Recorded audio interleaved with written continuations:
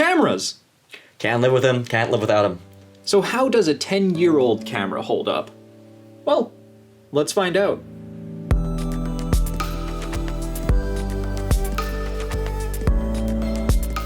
Grady and I have been shooting movies for, well, a while now, and when we were in high school, we both decided to get a new camera. Well, we just happened to get the same camera. This one. This is the Canon T5i, also known as the Canon 700D. It was released in March of 2013. That's 10 years ago now, and we wanted to see if it still holds up. It's very similar to the SL1 by Canon, so this will be a decent reference video if you're interested in picking up one of those.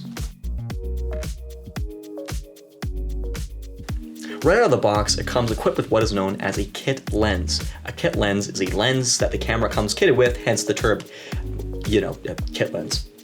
The lens the T5i comes with is an 18 to 55mm variable zoom lens with an f-stop of up to 3.5. It's a versatile little lens that's good for portraits and landscape photography. The camera itself is pretty decent, boasting an APS-C sensor that records 1080p in 24 or 30 FPS and 60 FPS in 720. We've used these cameras for several short films and various videos throughout the years, and we even still use them today as B and C cameras, or for filming behind the scenes. The cameras themselves are quite small, but they're also quite rugged. The back panel folds out to reveal a touchscreen on a hinge that allows you to angle the screen in almost any direction. And if you're filming in selfie mode, the image on the screen will automatically flip so you can see yourself without having to break your neck. Aw, but I wanted to. Yeah, I know. Canon glass is very consistent, even in the cheaper kit lenses, and the additional lenses you can get for this camera line are no exception. While there can be noticeable chromatic aberration in the image if you're shooting a very contrasty scene, we haven't personally encountered any on our short films. There are a wide variety of lenses you can get for the cameras as well. Grady and I both have an 18 to 55mm kit lens, but he also has a 55 to 250mm telephoto lens, and I have a 75 to 300mm telephoto lens, and they all look really good. Would we recommend any of Canon's cameras? Absolutely, but there are some drawbacks that you should be aware of.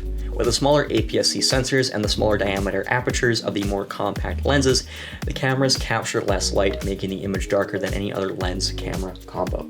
And because the camera sensors on the Rebel T and EOS D series are cheaper, they're noisier in low light than other cameras as well, meaning you may have to approach lighting your scenes very carefully if you don't want a dark or noisy scene.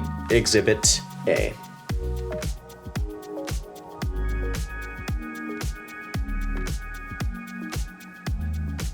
That being said, I've always enjoyed shooting on these cameras, and I never really noticed an issue with the low light when it was all we used. It's only now that I'm used to the more sensitive, larger sensor of the A7S II that I noticed the limitations of the Canon. Another unfortunate limitation to these cameras is the quality of the onboard audio capture. Onboard meaning directly recording audio onto the video file rather than using an external recorder. The preamps of the T5i's are quite poor, so even plugging a shotgun mic directly into the camera isn't particularly helpful. Exhibit B. On the rocks. What a You mess. heard me. Big yikes. Big yikes. However, the picture quality of these cameras is quite good, and the color profile of Canon cameras in general are very consistent and offer very natural skin tones with their white balance configurations. All in all, these cameras are a great way to start out as a filmmaker or a photographer. They do have some limitations, but if you're aware of them, you can work with the limitations rather than against them. The audio is still bad though, and we'd strongly recommend using an external preamp if you're recording onboard audio, or ideally just using an external recorder and syncing the audio in post. You don't want me anymore? We hope you found this video helpful. Let us know in the comments if you have any questions about Canon's Rebel T, EOS D, or SL series cameras.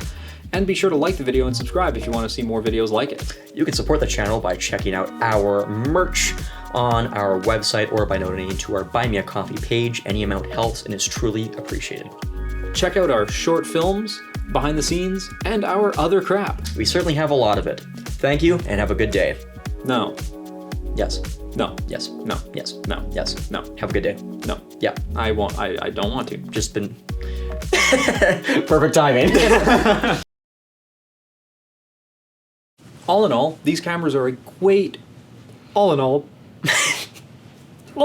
these cameras are a great way to start out as a filmmaker. Mine's bigger.